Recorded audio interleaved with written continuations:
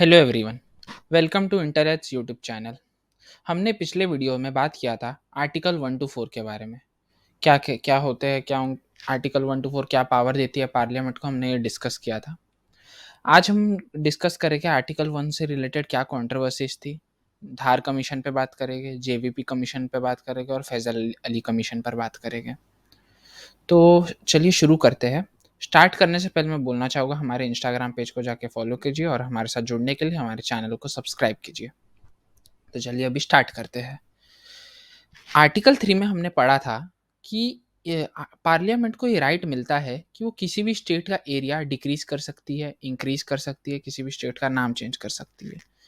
तो क्या किसी भी स्टेट का एरिया डिक्रीज करने की जो पावर है, वो ये पावर देती है कि एक इंडियन टेरिटरी की एरिया को डिक्रीज करके फॉरेन कंट्री को गिफ्ट कर दिया जाए? क्या ये पावर देती है पार्लियामेंट को? ये क्वेश्चन आया सुप्रीम कोर्ट के सामने 1960 में, जब गवर्नमेंट ऑफ इंडिया ने डिसाइड किया कि वो अपना एक टेरिटरी जिसका नाम था बेरूबारी यूनियन, जो कि उस टाइम के वेस्ट बंगाल में सिचुएटेड था। उन्होंने डिसाइड किया कि वो उसे ईस्ट पाकिस्तान यानी कि प्रेजेंट बांग्लादेश को गिफ्ट करेगी। गिफ्ट नहीं, एक प्रोसीजर के थ्रू दे देगी। तो ये क्वेश्चन आया सुप्रीम कोर्ट के सामने कि क्या एरिया जो है एक इंडियन टेरिटरी का, वो पार्लियामेंट को ये पावर है कि वो एक अपना एरिया दूसरे कंट्री को दे दे। तो इस पे कंट्रोवर्सी हुई। तो सुप्रीम कोर्ट ने डिसाइड अपने वर्डिक्ट में बताया कि the power of parliament to diminish the area of state does not cover cession of Indian territory to a foreign country. यानी कि पार्लियामेंट के पास ये पावर है कि वो एरिया डिक्रीज कर सके, बट वो ये पावर नहीं है कि वो एक इंडियन टेरिटरी को फॉरेन कंट्री को दे सके। तो अगर ऐसा कुछ करना है तो एक कॉन्स्टिट्यूशनल अमेंडमेंट अंडर आर्टिकल 368 लाना पड़ेगा, ताकि एक टेरिटरी वो दूसरे कंट्री को दे पाए। अब बात करते हैं धार कमीशन और जेवीपी कमेटी की।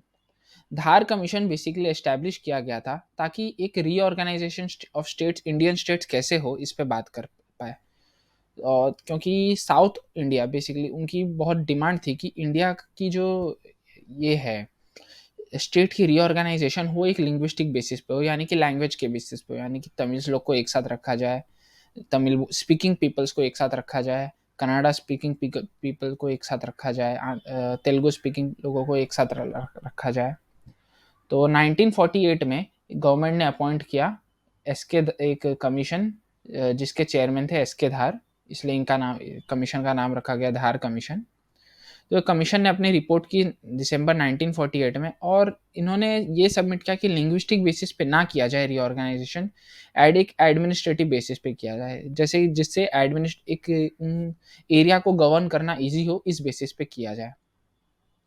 बट इससे ये लोग इससे सहमत नहीं थे, इसलिए एक और कमेटी को दिसंबर 1948 में ही कांग्रेस ने एस्टैब्लिश किया, और उसका नाम था जेवीपी कमेटी। जेवीपी कमेटी में 3 लोग थे, जवाहरलाल नेहरू, वल्लभ भाई पटेल और पट्टाभाई सीतारामैया। इसलिए इसका नाम है JVP committee, Jawaharlal Nehru, Vallabh Bhai Patel and Pattabhi Sitaramayya, JVP committee. तो इन्होंने भी अपनी रिपोर्ट 1949 में सबमिट की, और इन्होंने भी ये रखा कि लैंग्वेज के बेसिस पे नहीं रखा जाए, एक एडमिनिस्ट्रेटिव कन्वीनियंस पे रखा जाए।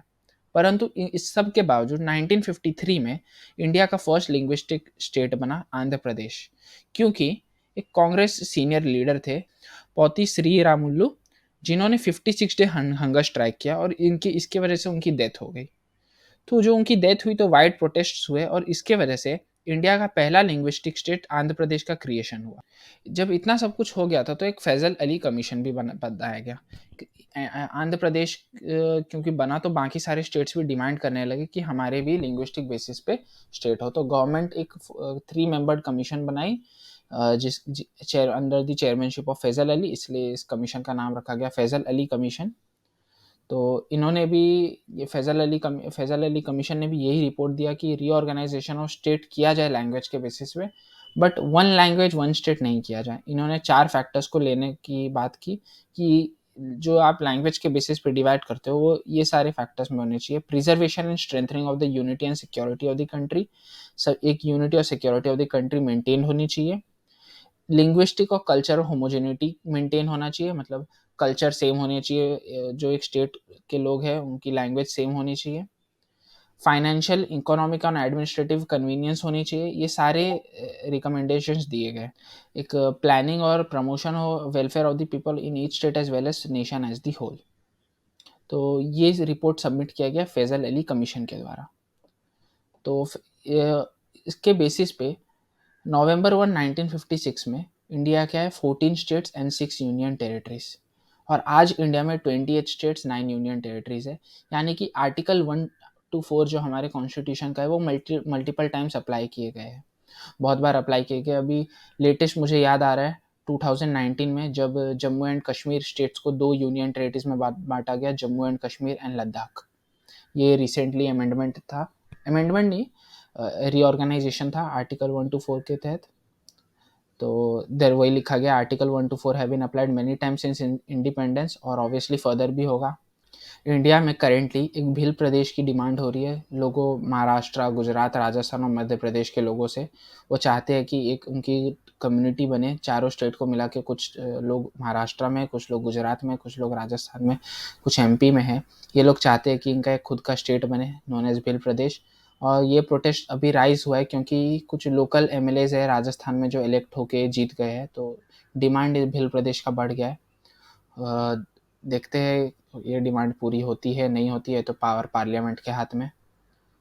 तो आज के लिए इतना ही। आगे आने वाले वीडियोस में हम लोग बात करेंगे आर्टिकल 5 to 11 के बारे में। आर्टिकल 5 to 11 मेनली सिटीजनशिप्स की बात करता है। अगर आपको ये पीडीएफ चाहिए तो हमारे इंस्टाग्राम पेज में हमें डीएम कीजिए। तो थैंक यू आज के लिए। लाइक कीजिए अगर वीडियो पसंद आए, कमेंट कीजिए कुछ सजेशंस हो, और सब्सक्राइब कीजिए, और हमारे इंस्टाग्राम पेज इंटेल एज को ज़रूर फॉलो कीजिए। Thank you.